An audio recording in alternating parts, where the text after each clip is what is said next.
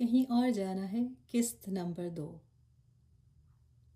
ہر کوئی جنت میں ایک ہی وقت میں داخل نہیں ہوگا، اور نہ ہی ہر کسی کا درجہ ایک جیسا ہوگا، اور نہ ہی ہر کوئی ایک ہی دروازے سے پکارا اور داخل کیا جائے گا۔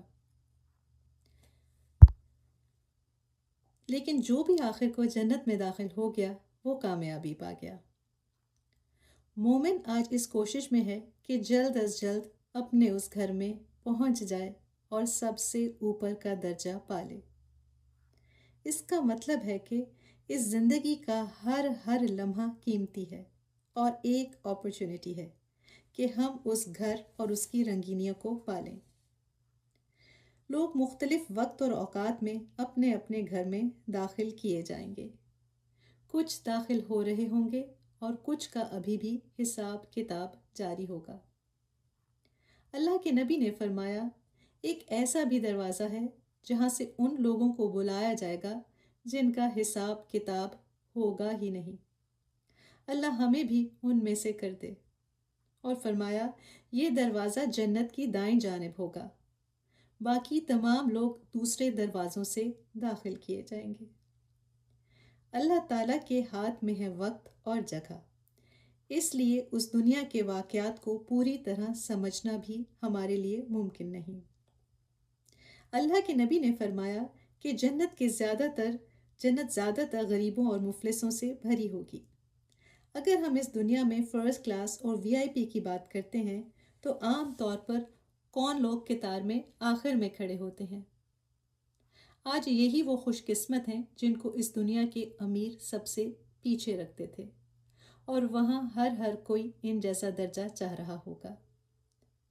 اور اس فارمولا کو ہم ہر جگہ پر فٹ نہیں بھی کر سکتے، کیونکہ ابو بکر صدیق رضی اللہ تعالیٰ عنہ ایک غریب صحابی نہیں تھے، پھر بھی وہ قطار میں ہم سب سے آگے ہوں گے۔ مفسرین کا کہنا ہے کہ اگر ایک نعمت دیا گیا انسان اپنی نعمتوں کا صحیح استعمال کرے تو اس کا درجہ بھی اوپر ہوگا، جبکہ غریب تو ہلکا ہوگا اور تیز بھاگے گا، کیونکہ اس کے پاس حساب دینے کا بوجھ بہت کم ہے۔ تو تمہارے گھر جانے کی رفتار اور تمہارے گھر کا تعین یہاں ہی سے، اسی زندگی سے کیا جا رہا ہے، آج سے اور تمہارے گزرے کل سے۔ تو جنت کے باسی وہ لوگ ہیں جن میں کچھ خاص خصوصیات ہیں۔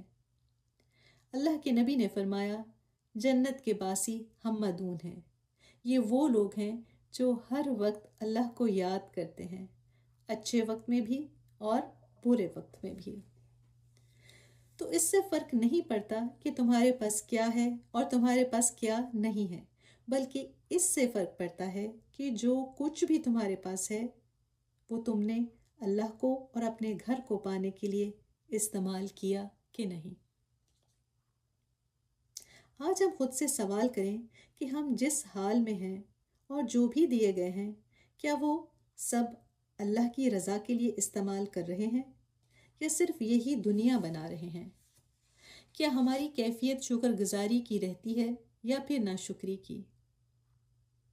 اب دیکھتے ہیں کہ جنت کے باہر کی انتظار گاہ، ویٹنگ ایریا کیسی ہے۔ اللہ کے نبی نے فرمایا کہ مومنین اس کے دروازوں کے قریب ٹھہرائے جائیں گے، اس درخت کے نیچے جہاں سے 2 دریا بہتے ہیں۔